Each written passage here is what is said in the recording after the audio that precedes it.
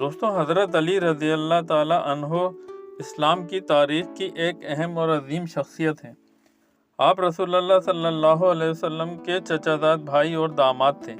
آپ کا اصل نام علی ابن ابی طالب تھا۔ حضرت علی 13 رجب کو مکہ مکرمہ میں خانہ کعبہ کے اندر پیدا ہوئے، جو ایک منفرد اعزاز ہے۔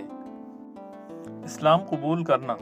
حضرت علی رضی اللہ تعالیٰ نے بچپن ہی میں اسلام قبول کیا اور کم عمر مسلمانوں میں سب سے پہلے ایمان لانے کا شرف حاصل کیا۔ آپ رسول اللہ صلی اللہ علیہ وسلم کے ساتھ ہر مشکل وقت میں ثابت قدم رہے اور ہمیشہ دین کی خدمت میں پیش رہے۔ علم و حکمت۔ حضرت علی رضی اللہ تعالیٰ عنہ کو علم و حکمت کا خزانہ کہا جاتا ہے۔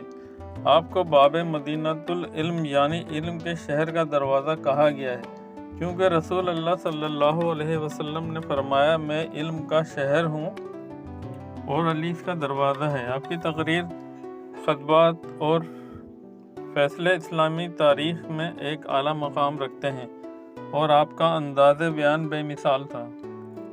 خلافت۔ حضرت علی رضی اللہ تعالیٰ عنہ چوتھے خلیفہ تھے۔ آپ نے سن 35 ہجری میں خلافت کا منصب سنبھالا اور تقریباً 5 سال تک خلافت کی ذمہ داری نبھائی۔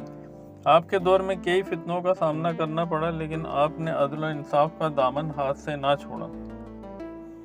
شہادت۔ حضرت علی رضی اللہ تعالیٰ عنہ کو 19 رمضان المبارک 40 ہجری کو ایک خارجی عبد الرحمن بن ملجم نے دوران نماز زہر آلود تلوار سے زخمی کیا اور آپ نے 21 رمضان کو شہادت کا درجہ پایا۔ آپ کو کوفہ کے قریب دفن کیا گیا اور آپ کی قبر مبارک نجف اشرف عراق میں واقع ہے۔